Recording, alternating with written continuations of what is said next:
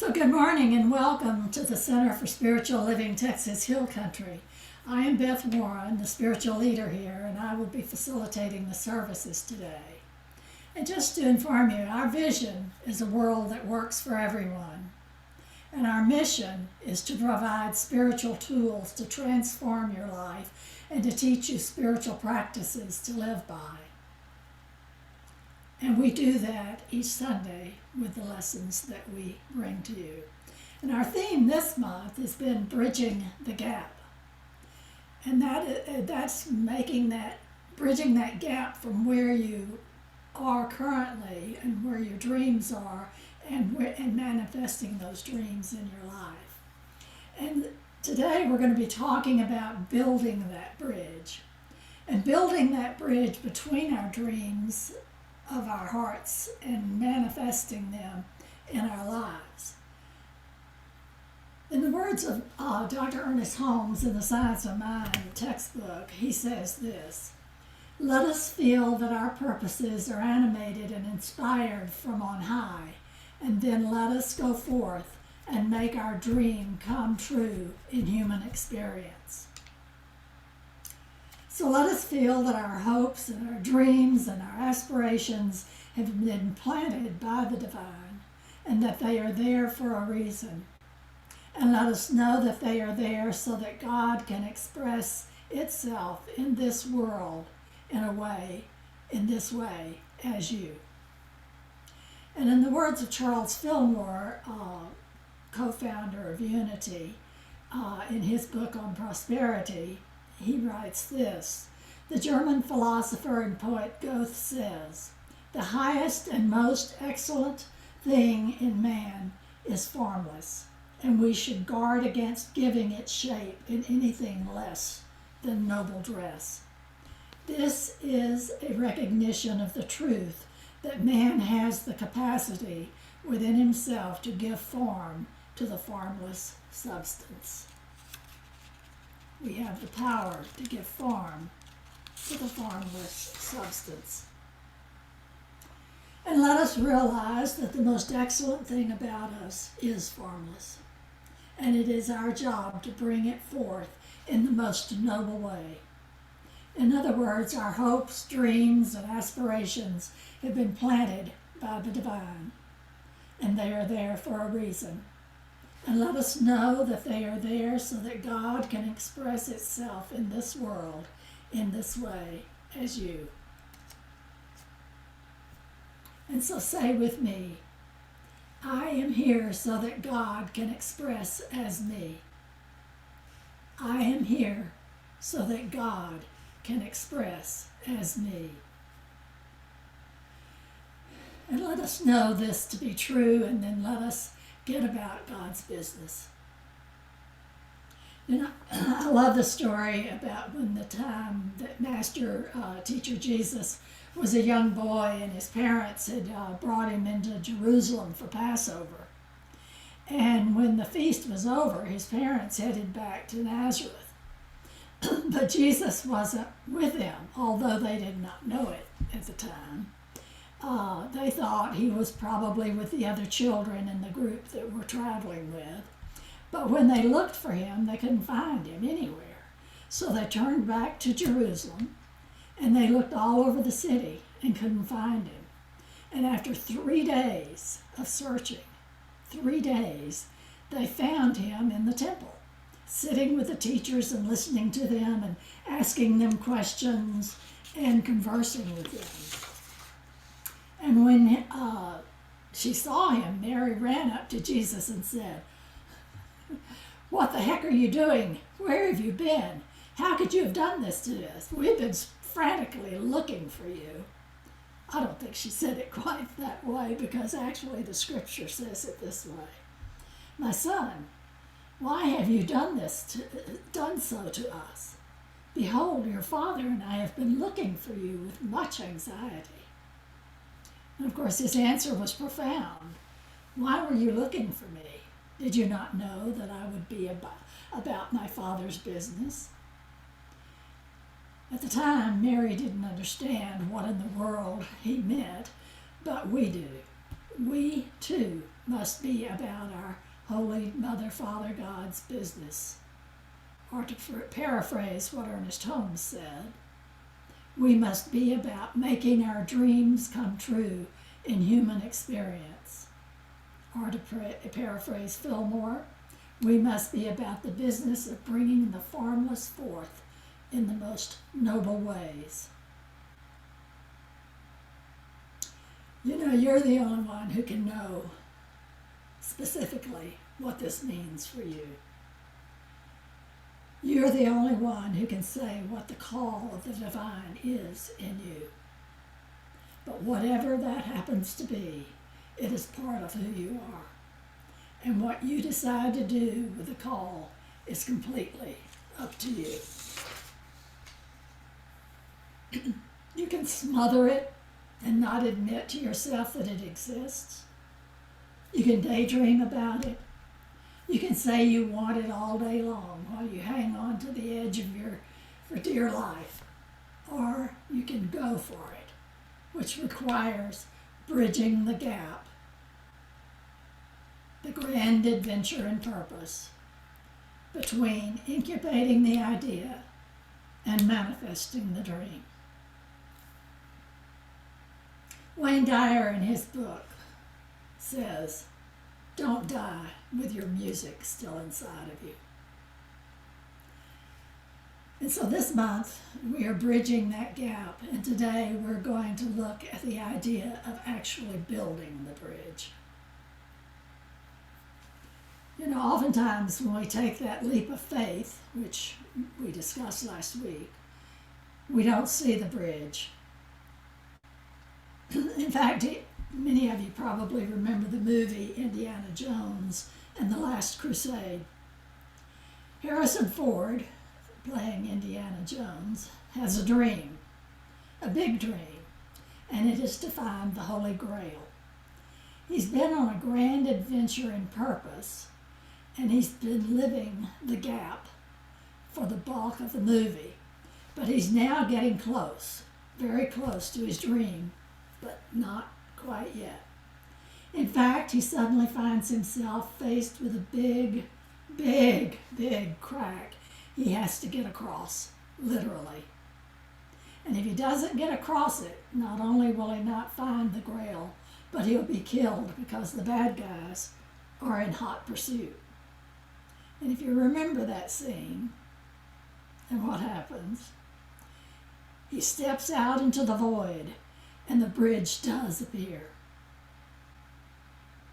As he takes the next step, more of the bridge appears, and step by step, he walks to the other side. And as the camera pans back, we see that the bridge was there all along. But the color and formation of the rocks created an optical illusion so that neither he nor we could see the bridge. And of course, on the other side, he finds the Holy Grail.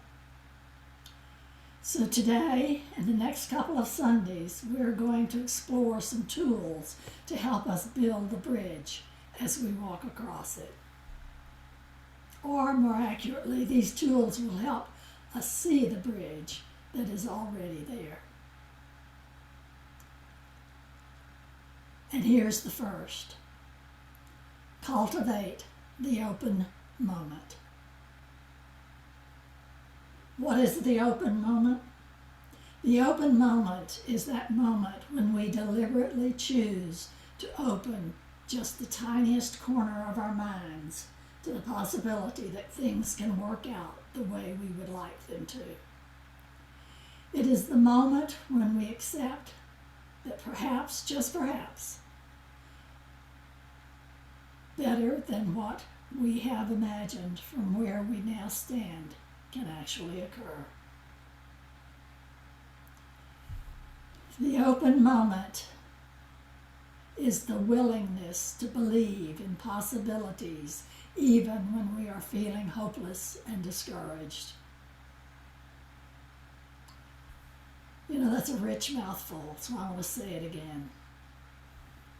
The open moment is that moment when we deliberately choose to open just the tiniest corner of our minds to the possibility that things can work out the way we would like them to. It is the moment when we accept that perhaps, just perhaps, better than what we have imagined from where we now stand can actually occur. The open moment is that willingness to believe in possibilities even when we are feeling hopeless and discouraged. Possibilities are always right there and available to us, right on the other side of the boundary of our comfort zone. However, they cannot assert themselves into our experience. We must make the deliberate choice to look for them with a willingness to find them, and when we do, they appear to us. But we must be willing to see them before we will ever be able to see them. Wayne Dyer again says, "You will see it when you believe it. You will see it when you believe it." If we are ever to become the person who is capable of living our dreams, we must nurture in ourselves the open moment, the willingness to shift the way we look at things. So are you feeling stuck or helpless or powerless, thinking that your dreams can't possibly happen? What if you could just be willing to believe that it is possible? Or have a willingness to believe that impossible things can actually happen? You know, I love the dialogue from Alice in Wonderland. "There's no use trying," Alice said. "One can't believe impossible things." "I dare say you haven't had much practice," said the Queen. "When I was your age, I always did it for half an hour a day. Why, sometimes I've believed as many as 6 impossible things before breakfast." So try asking yourself the question, what would I see if I were willing to believe that my dreams were possible? That is an open moment. Be willing to have an answer come to you, and an answer will show.